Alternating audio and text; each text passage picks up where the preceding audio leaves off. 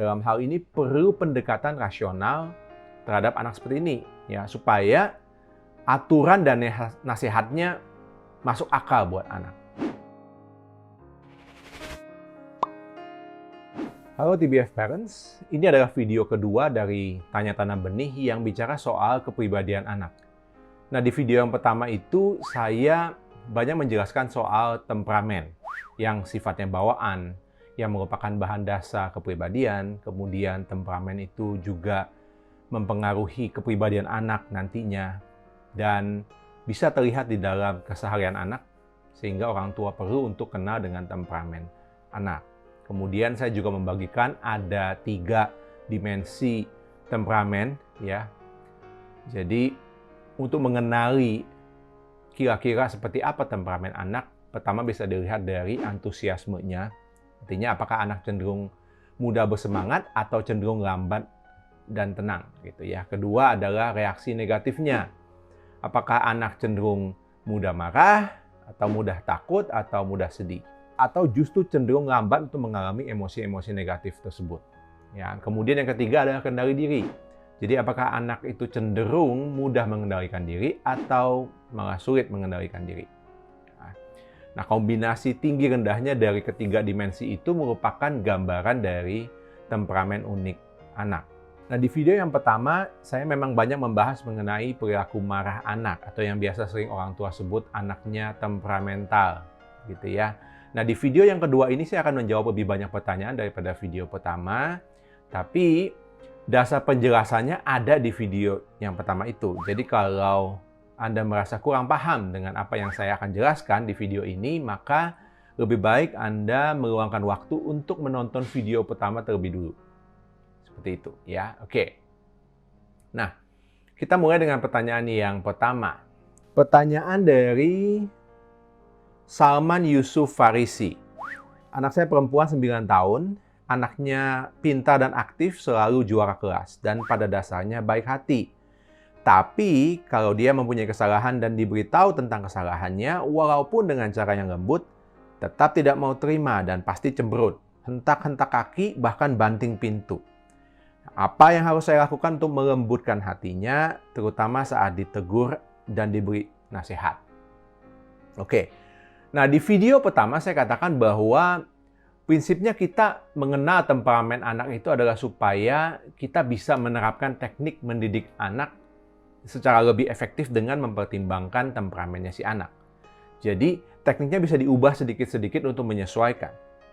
Nah, untuk menjawab pertanyaan yang tadi ini, saya akan menggunakan prinsip itu. Jadi, mari kita pahami dulu temperamen anak ini.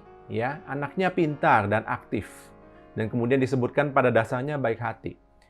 Nah, anak aktif sampai bisa juara terus tadi ya, pasti punya rasa ingin tahu yang besar, suka mencoba. Nah, kalau dikatakan pada dasarnya baik hati, mungkin tampak dari bagaimana dia memperlakukan orang lain. Mungkin ramah, begitu ya. Nah, anak yang seperti ini secara temperamen kan antusiasmenya tinggi. Suka bersosialisasi, karena suka bersosialisasi itu juga biasanya ciri-ciri anak yang antusiasmenya cukup tinggi. Tapi, sepertinya antusiasme yang tinggi itu juga dikombinasikan dengan reaksi negatif marah yang cukup tinggi juga. Artinya ya kalau dibatas-batasi akan cenderung marah. Dan satu lagi, dalam kasus ini ya, tampaknya kecerdasan juga bisa mempengaruhi. Anak yang cerdas dan antusias biasanya kan tidak mudah dibilang salah. Dia akan punya argumen. Pasti argumennya banyak kan ya saat dikasih tahu tentang kesalahan. Nah, kalau orang tua tidak punya reasoning atau cara berpikir yang rasional, maka anak tidak akan mau begitu saja menerima aturan dari orang tua. Kalau kemudian orang tua tetap memaksakan apa yang bagi si anak tidak beralasan, ya marahnya akan langsung tersulut gitu. Orang tua oleh sebab itu dalam hal ini perlu pendekatan rasional terhadap anak seperti ini, ya, supaya aturan dan nasihatnya masuk akal buat anak. Memang yang perlu dilatih dari anak seperti ini adalah mengekspresikan kemarahan dengan cara yang tidak destruktif, jadi tidak banting pintu gitu ya. Nah, yang saya suka dari pertanyaannya adalah, apa yang harus saya lakukan untuk melembutkan hatinya? Nah, berarti itu mindset-nya udah benar. Ya, artinya kan orang tua tidak berniat memaksakan kendali. Nah, cara untuk melembutkan anak dengan usianya seperti itu, temperamen seperti itu, dan kecerdasan juga seperti itu, mesti bagaimana? Saran saya adalah, jadilah partner belajar anak. Jadilah rekan belajarnya anak. Artinya begini. Jadi kalau ada nasihat atau masukan buat anak, ajak dia berproses memikirkan nasihat dan masukan itu. Kadang-kadang dalam konteks tertentu, bahkan ya, biarkan dia berbuat salah. Tentu asal tidak membahayakan keselamatannya ya. Jadi dalam hal tertentu bisa biarkan dia berbuat salah, lalu kalau hasilnya ternyata memang tidak seperti yang dia harapkan, baru kemudian kita ajak dia berdiskusi untuk memproses di mana sih kesalahan kamu dan kamu lain kali harus seperti apa. Itu yang namanya menjadi teman diskusinya. Pada saat dia berproses mempelajari hal-hal yang memang baik yang kita mau tanamkan dalam dirinya. Nah, itu cara melembutkan hatinya. Saya masuk pertanyaan selanjutnya. Pertanyaan dari Manear. Anak saya 10 tahun dan 4 tahun. Keduanya sangat penakut sekali untuk memulai hal-hal baru, misalnya belajar sepeda. Terus yang kecil juga takut terhadap suara-suara keras, misalnya seperti di tempat-tempat hajatan. Dia tidak mau masuk sama sekali. Bagaimana cara mengatasinya? Pertama-tama, please, jangan menyebut anak penakut.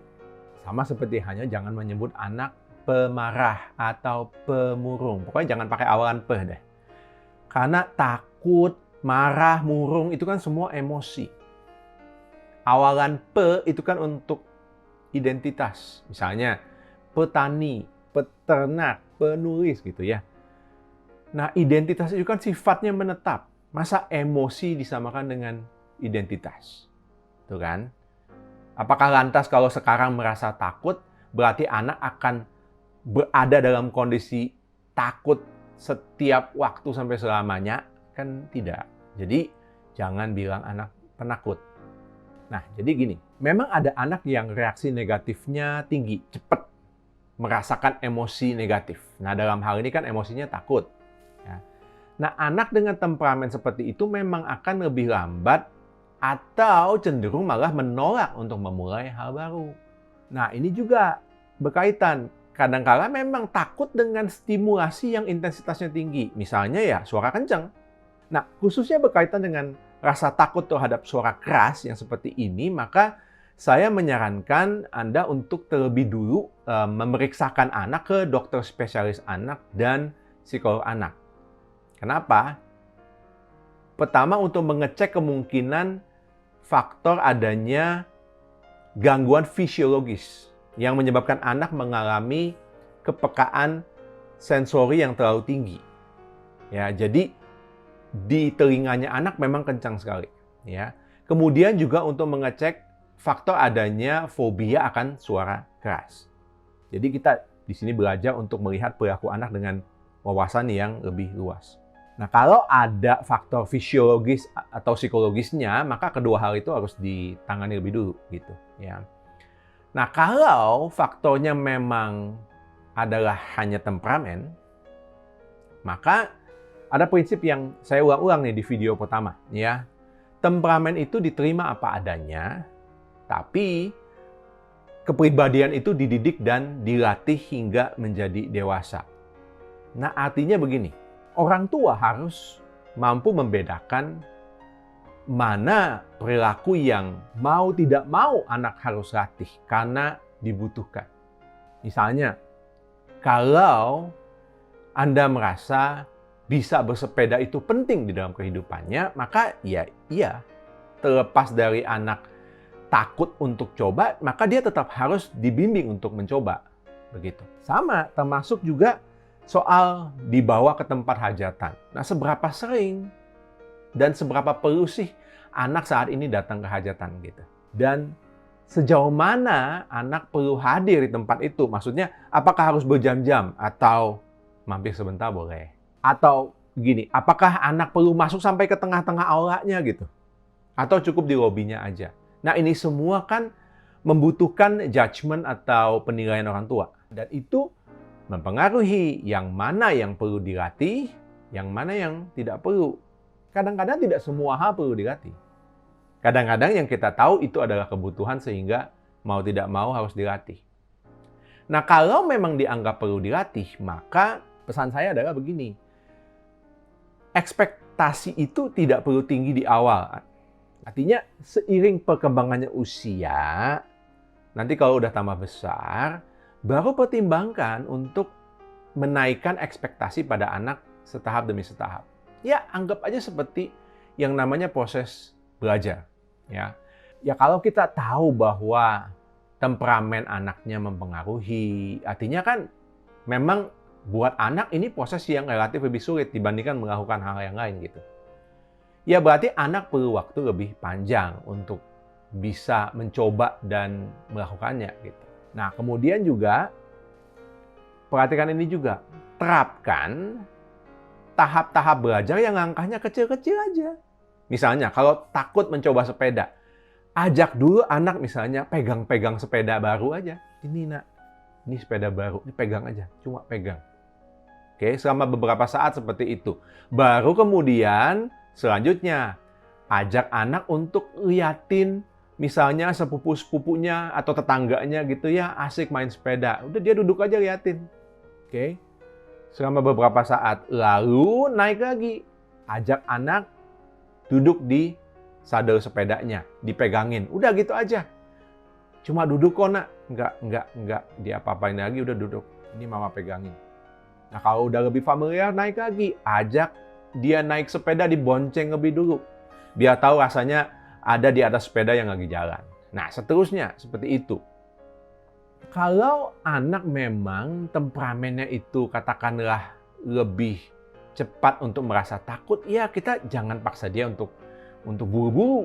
Dan nanti juga nih ya, ini juga pertimbangan. Nanti temperamen yang mudah merasa takut itu dalam versi kepribadian yang sudah lebih matang dan dewasa, ya, yang sudah dilatih gitu, maka itu juga jadi modal untuk anak itu orangnya berhati-hati, accountable, tidak sembarangan melangkah.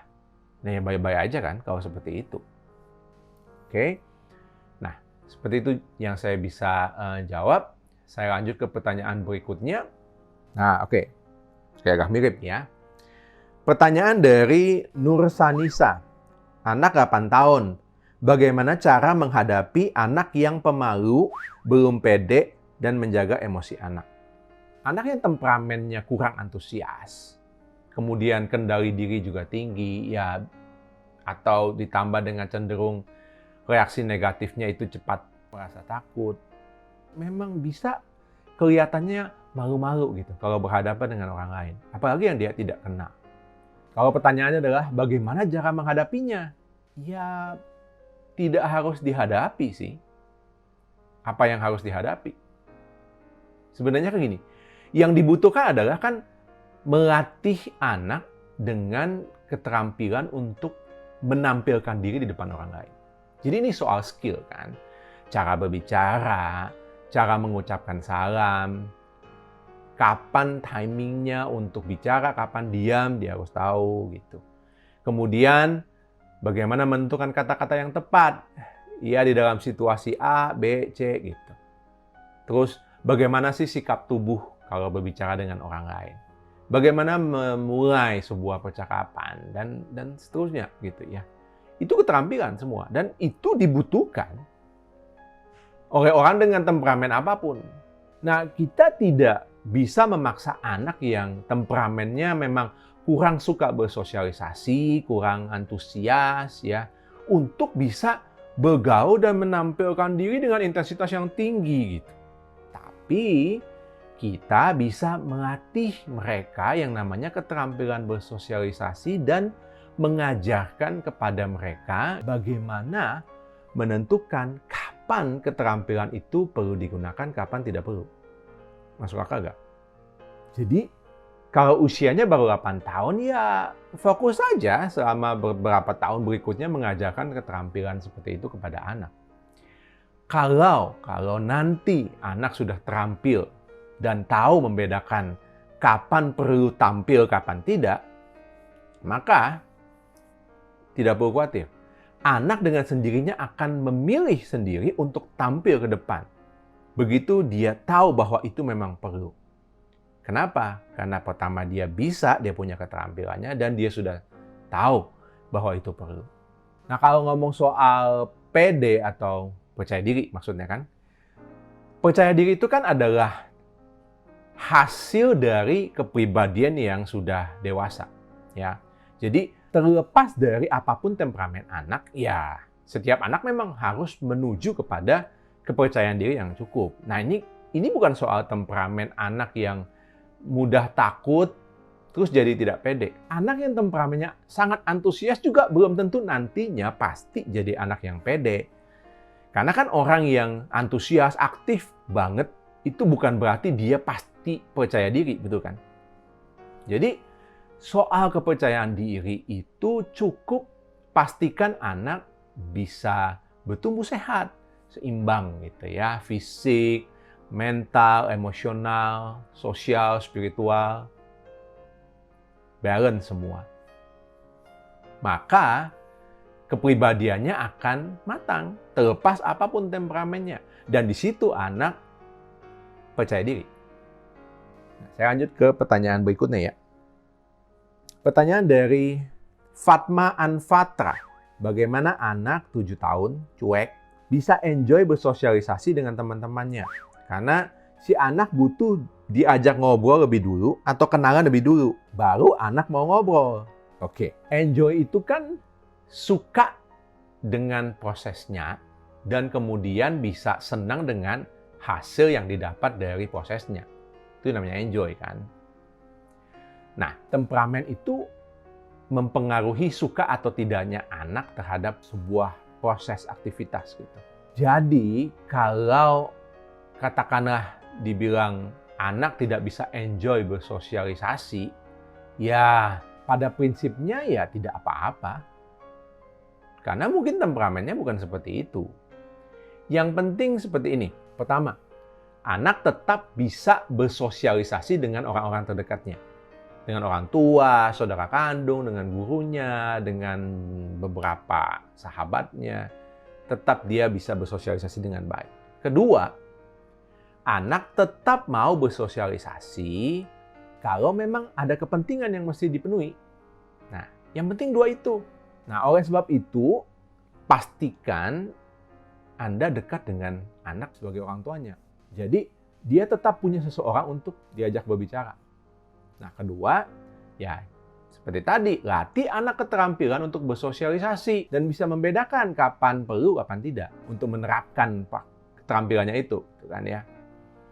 Nah, satu lagi nih, kalau dibilang tadi si anak diajak ngobrol duluan dan kenalan duluan, baru mau ngobrol dan main.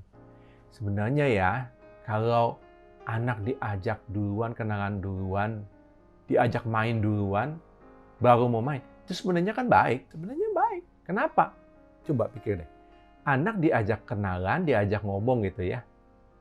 Terus dia menanggapi dengan baik. Diajak main, dia mau main. Lah, itu juga kemampuan bersosialisasi loh. Betul nggak? Karena itu yang namanya kemampuan untuk menanggapi lingkungan. Jadi jangan sampai salah berpikirnya gitu. Kalau anak bisa melakukan itu juga kemampuan bersosialisasi dan itu baik gitu. Pertanyaan selanjutnya ya.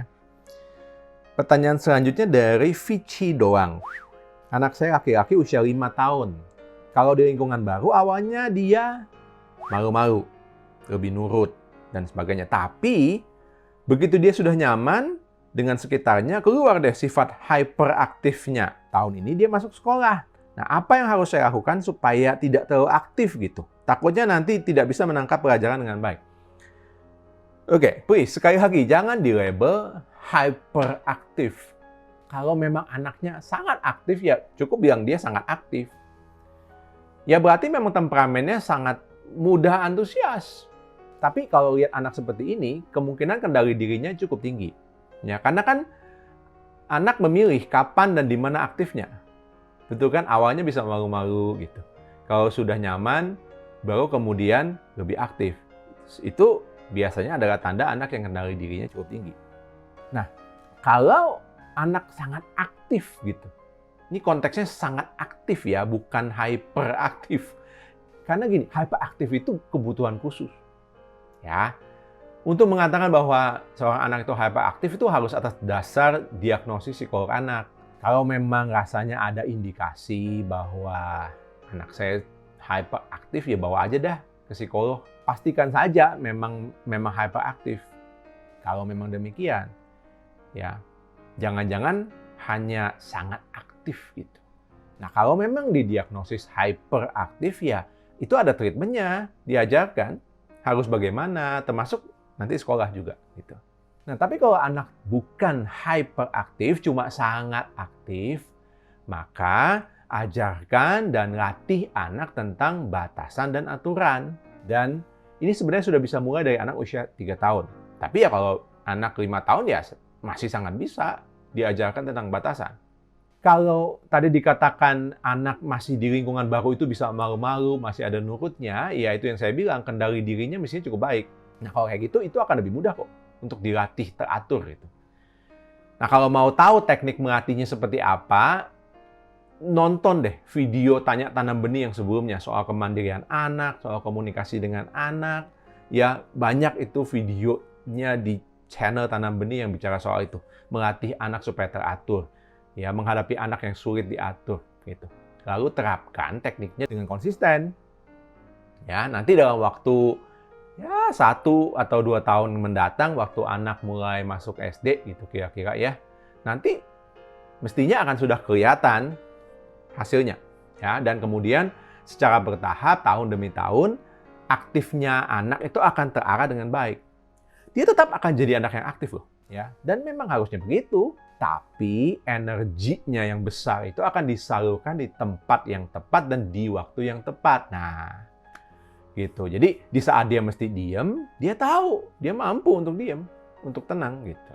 Nah, itu yang namanya keterampilan mengelola diri, self management. Ya, itu keterampilan bisa dipelajari. Nah, itu fokus anak dilatih ke situ. Nah, pertanyaan selanjutnya ya dari Siska Kusumawati. Anak saya perempuan, 10 tahun. Mudah sekali atau cepat tanggap membantu orang lain. Juga seringkali berkata maaf walaupun tidak ada kesalahan. Saya takut kebaikannya dalam membantu orang lain itu dimanfaatkan temannya yang nakal. Nah, bagaimana solusinya? Pertama-tama, ini yang mesti dilakukan ya. Coba tanyakan ke anak, ajak anak ngobrol. Kan udah umur 10 juga. Ya, apa sih yang kamu rasakan setiap kali kamu merasa perlu meminta maaf? Mama lihat kamu kan sering tuh minta maaf sama orang. Ya, tanya gitu.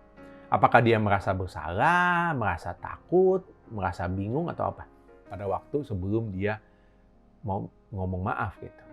Nah, kemudian yang kedua, ini yang juga penting nih ditanyakan. Kalau dia ngomong perasaannya apa, tanyakan seberapa besar intensitas perasaan tersebut. Jadi misalnya kalau anak bilang, ya soalnya saya kan rasanya saya salah gitu. Nah, tanyakan, seberapa besar sih kamu kalau merasa bersalah seperti itu? Skala 1 sampai 10 deh. Ya, 1 tidak ada. 10 besar banget rasa bersalahnya. Kamu kira-kira di berapa? Nah, kenapa kita perlu menanyakan 2 hal itu? Untuk tahu, pertama motifnya. Ya, apa? Dan untuk tahu, apakah ada masalah emosional yang signifikan atau tidak. Temperamen, ya kemungkinan besar mempengaruhi perilaku seperti ini. Ya, misalnya, anak dengan temperamen yang mudah takut, kendali diri tinggi. Ngomong-ngomong, kalau Anda kurang mengerti apa yang saya maksud dengan tadi ya, mudah takut, kendali diri, itu silakan lihat di video pertama ya. Nah, kalau memang anak yang temperamennya seperti ini, ya akan lebih cepat merasa bersalah. Ya, sangat sadar diri gitu. Ya, saya ini salah nggak ya? Aduh, saya salah nih kayaknya. Saya boleh nggak ya begini? Jangan-jangan nggak boleh nih, gitu. Itu sangat tinggi sadar dirinya, gitu ya. Sehingga reaksi perilakunya itu juga ya cepat meminta maaf. Coba deh ingat-ingat juga pola perilaku anak dalam 10 tahun ini, gitu ya. Apakah ada kecenderungan temperamennya seperti itu?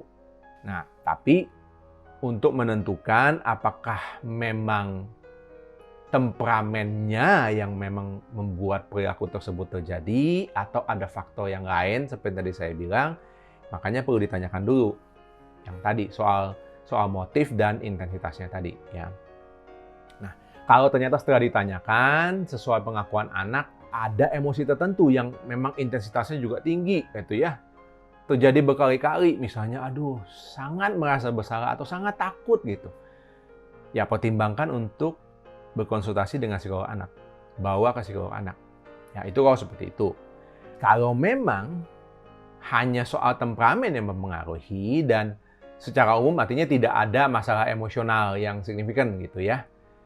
Maka menurut saya ini hanya proses anak belajar membawa diri di dalam sebuah kehidupan sosial. Jadi dia barangkali perlu belajar menjadi lebih asertif. Jadi mampu mengatakan apa yang ia pikirkan, namun dengan cara yang produktif gitu. Ngomong apa yang dia maksud, bisa ngomong tapi bukan kasar begitu. Itu asertif namanya.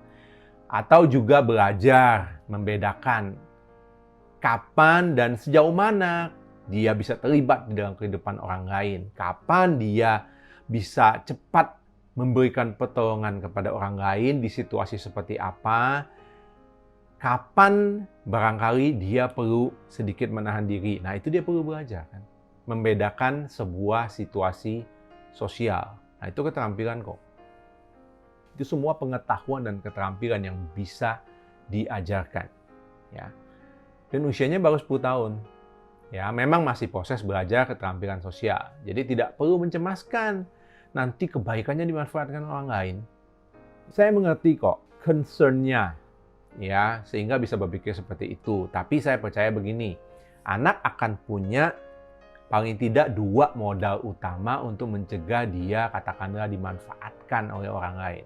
Pertama, keterampilan sosial tadi ya, keterampilan sosial. Kalau dia punya itu, kedua adalah self esteem.